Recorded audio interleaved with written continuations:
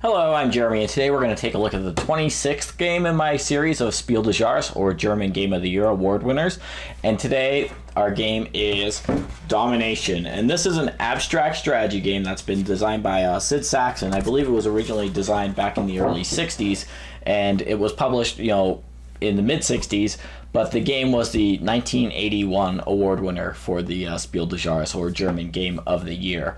And this is simply an abstract strategy game where players are going to have a number of colored pieces on the board that are stackable, and they will move them on a grid in hoping to take control of various piles of those pieces.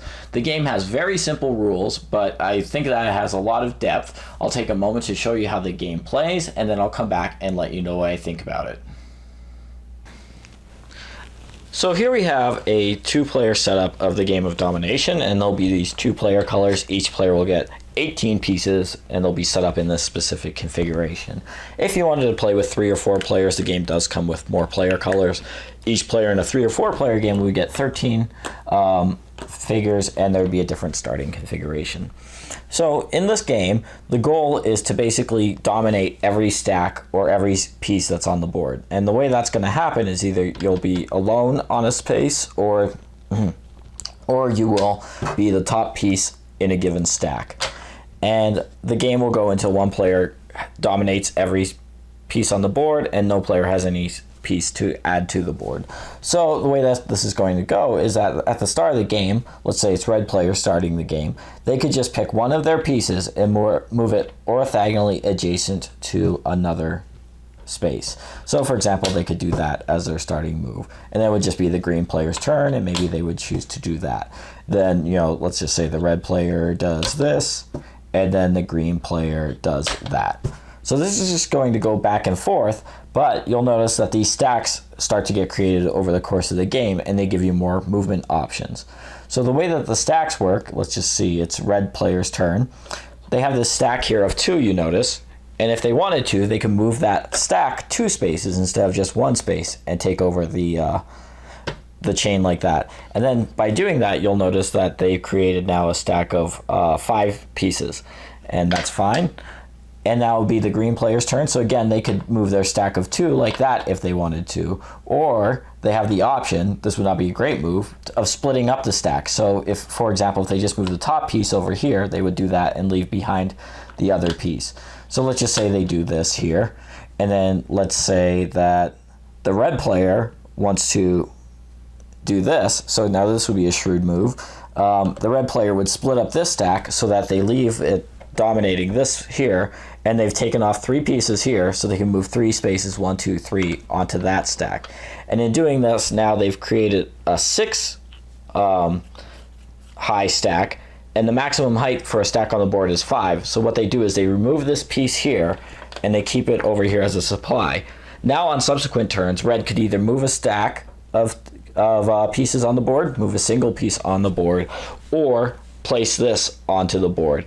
And when they place this, they could put it onto an empty space, of course, or they could put it onto any stack or any individual piece on the board. So just that is one of the strategies of the game, is collecting these so that near the end of the game you could just cap off pieces that or pieces that don't belong to you. So let's just say that green then moved here. Now by doing that, green would make a stack. And again, it's 1, 2, 3, 4, 5, 6. But whenever green claims a stack, if the pieces on the bottom that go out are red, they would go out of the game entirely. So that would eliminate some of the red pieces. Whereas, if they were their own pieces, they would go into their reserve to be placed later.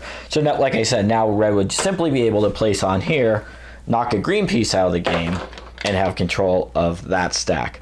So this is going to just go back and forth like this, with players creating stacks, moving pieces, eliminating pieces from the board, or playing pieces to dominate stacks until one player's dominating every stack on the board and no player has any reserve pieces to place onto the board. At that point, that player will win. All right, so that is Focus, or Domination as my version is called. And like I said, this is a 2 to 4 player game, and it plays very intriguingly at both 2 players, 3 players, and 4 players. It's one that I've not explored to the extent that I bet I could explore. It seems to have a lot of depth and a lot of strategy in your movements, but at the same time it plays very quickly. If I look on Board Game Geek, it says 45 minutes. That seems absolutely insane. I'd go insane if people were taking 45 minutes to play a game of this. My game, which probably is a testament to my lack of skill at it, tend to last about 15 minutes for this game. Intriguingly, there are team rules if you want to play 4 players, and that's something that I would love to explore more. I haven't done that very much yet at all, so I'm looking forward to trying that as well. But even as a 2-player game, which it recalls like that classic puzzle. I had a version of it growing up called High Q. I believe it's also called Solitaire. It's just a peg hopping puzzle. A lot of it's, I think, public domain. A lot of people have. I've seen a lot of versions of it over the years. But this is basically that similar concept, just abstracted out into a competitive game.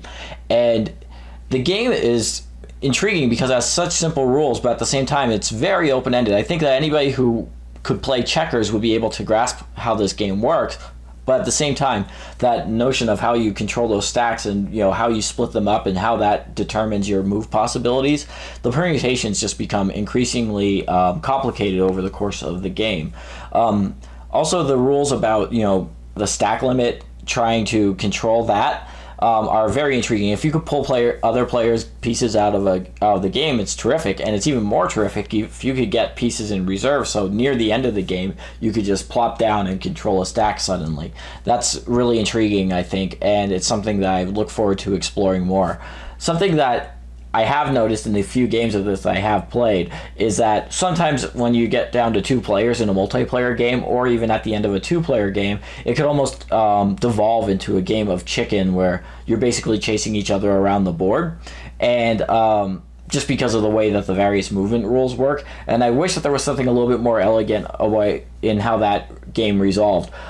Maybe that's, again, something that has to do with my skill set, but it's something that I've noticed near the end of the game in some games of this. But overall, this is, I think, a very classically, elegantly designed abstract game. I think that it would be unlikely that this would win the Spiel des Jahres nowadays, but that's a testament to how far the board gaming hobby has come.